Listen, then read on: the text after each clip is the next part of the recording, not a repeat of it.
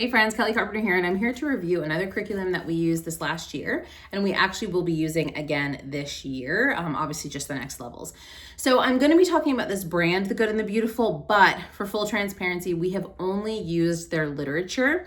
This coming year, we will be using their literature again, and we also are going to be using their typing program. So I'll have a review on the typing program later this fall once we get into that. But for now, I'm just going to give you my experience of using The Good and the Beautiful. And kind of what I think you can kind of come to expect from all of their curriculums, because I've looked at quite a few of them. We just happened to be outsourcing science this year to a co-op, and we were really happy with our math program. You can go to my feed or my channel and you can see the math you see that we use. And we were also really happy with our history, so we just don't feel a need to swap over. Otherwise, I do think there are a lot of people who use all Good and the Beautiful for all their subjects. So here's my general thoughts. I'm going to give you a breakdown of like what comes with, for instance, the kindergarten literature is the one that I went and grabbed. We did the kindergarten and the third grade this last year. And I actually just ordered them and they're downstairs, the first grade and the fourth grade for my kids. So as an example, they always come with some sort of reader. And my older son, he had chapter style books. I think it was 4 chapter books that they would read throughout the year on top of doing their other book work. So like almost every day it would be like read X amount of pages in this book. With the kindergarten, these are called Reading Booster A books. And if they go through Booster A, you could also get Booster B if you wanted to. We didn't feel the need to do that. And they're just these tiny little readers. And they would have different, so like this one is focusing on, you can see like CH. This one is focusing on like CVC words, and they're just, little simple stories. My kindergartner is already a really fantastic reader, so these were actually a little under level for him, but he blew through them, and we would just repeat them over and over again just to make sure that he was having good enunciation and all of that. But you can see here, actually, I don't know how many are in here. I think 20. Yes, 20. So it kind of tells you all on the back there.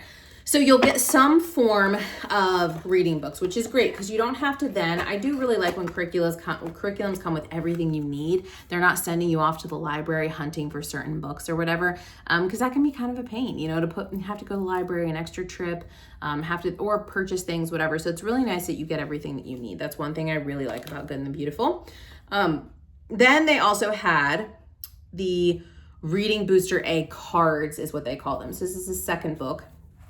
And with this, you would go through, again, some of the lessons, you would do them, some of them you wouldn't. And it was just practice for different skills. So you can see here a little bit, blending words, word families, sight words. So there would be like sight word reading. So this is more practice, and they would tell you to go through. And basically, and what I did like about this, so it's just cute for kids, is in the back, there are stickers that they can choose from. And then when they master something, you can put a sticker in the bottom. So that's how you know which skills that they've mastered and which ones they haven't. So these were great. I really, really enjoyed that. I thought that was really helpful. With the older kids, they had a spelling and grammar book. So that one had like little tear out sheets, and you would go through and practice different grammar rules and spelling rules. And so it was like a skinny book, and that was what they did instead of having like the booster cards, because they obviously should have established reading by third grade. Then what I love, now technically, if you can buy a lot of their curriculum piece by piece, or you can buy it in a set. When you buy it in a set, I think you had to add on the handwriting. Handwriting is critical in my opinion. And so I always wanted to make sure that my kids have the handwriting books because I want my kids to learn cursive. So for instance, my third grader was learning cursive, and then my kindergartner was just learning to write, right? Which is obviously critical in my opinion. So you can see they would have little lessons. It was a lot of tracing, okay? So learning their letters and tracing, and then practicing. So they would have like, you trace this letter and then you draw it twice yourself. And so I really liked this book. And so we would usually start every day out with handwriting, and then we would move into the other stuff. Last but certainly not least, a little tattered, we have the language arts and literature curriculum. So this is the workbook. They do a great job with like the photos, there's lots of games inside. Again, anything that you needed, it was included. Like you didn't really, every once in a while you would need like some glue or some tape or some scissors, but like very basic. It was a lot of handwriting. So each lesson typically for kindergarten was 2 pages, sometimes 3, but you can see like they weren't intense. It would be like more handwriting practice and then finishing the words. And then they might do things like matching. So you'd have to read the sentence and then match it to the picture. So very basic. I just felt like it was complete. When we sat down, I would say this would normally take us about 30 minutes. That's going to be different kid to kid. They would maybe spend 5 minutes doing handwriting, maybe 5 minutes reading. You don't have to do the boosters every day, but boosters usually took 2-3 minutes. And then usually the work in the literature for kindergarten would take like, I would say maybe 10 minutes. And then my older son, he is pretty advanced and can just blow through his work. But even if you were going on pace and you weren't like, just blowing through it, I would say about 30 minutes too. So it wasn't too much. It wasn't intense. Like now I can't speak to 8th grade or anything like that, but in the K-5, I think you can count on about 30 minutes. But again, that's going to be kid to kid. I just really liked that you had different things to do. It wasn't like all in one book and you're just like staring at this one book. And it kind of keeps you moving, right? It's like, okay, what do you want to start with today? You want to do your reading? It gives kids options. You want to read first? You want to write first? You want to, practice these first? Do you want to get into your book and get your book work done? So if there's something that they don't particularly like, oh, I don't really like reading, we'll save that for the end. Oh, I don't really like handwriting. Okay, we'll save that for the end. We'll start here. And so I really like that. Also, it is a faith-based curriculum. You can read all about it on their site. It's really honestly talking mostly like, isn't it so cool how God created our wonderful earth and we should be so grateful? And like, it's very general.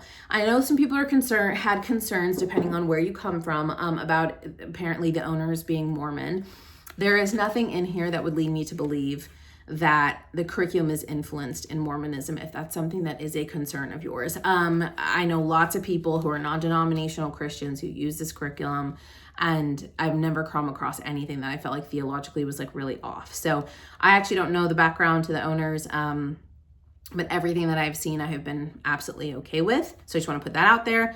To each their own. That is not an insult to anyone who is a Mormon who might watch this. That is just, people have different beliefs, different theologies, and they just, there's some concerns that it would be very different from what they believe, and I have not run into that. Lastly, they have some apps that are great. So there's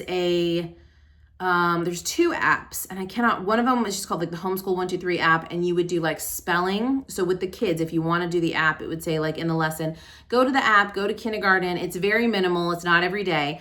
And practice spelling using these letter tiles. And then for the older kids, it would be like, go to this lesson and we're going to read you a story and we're going to talk about the art drawing or the painting on this page. And then you're going to answer some comprehension questions. So again, if you're anti-tech, it is something you could totally skip because it's very minimal. There's probably 20 times throughout the entire year you're even using it. It's usually less than 5 minutes and it's very friendly. But I liked it because with my younger kid, getting to watch someone explain a concept to them, again, they give you the material so you can explain it yourself, but getting a chipper, different person to be like, hi kids, let's talk about spelling today. Like that just was really nice to have. So it wasn't just always mom. So that was nice. And they loved the letter games. They loved practicing to spell on, I was just on my phone. And so that was nice to have too. So that comes along with this curriculum. You get a login and you get to use that as a part of the curriculum too. So just know that is there. If you have any questions, please feel free to leave any below. I may be forgetting things, but I just kind of wanted to tell you our experience. We liked it so much. We are doing literature again next year. And I could definitely, and like I said, we're going to do the typing program. And I could absolutely see, depending on our circumstances year to year, using their science curriculums or history curriculums down the road if anything ever shifts for my kids. Or I just feel like they need something a little bit different. The Good and the Beautiful has been super, super solid. So I highly recommend.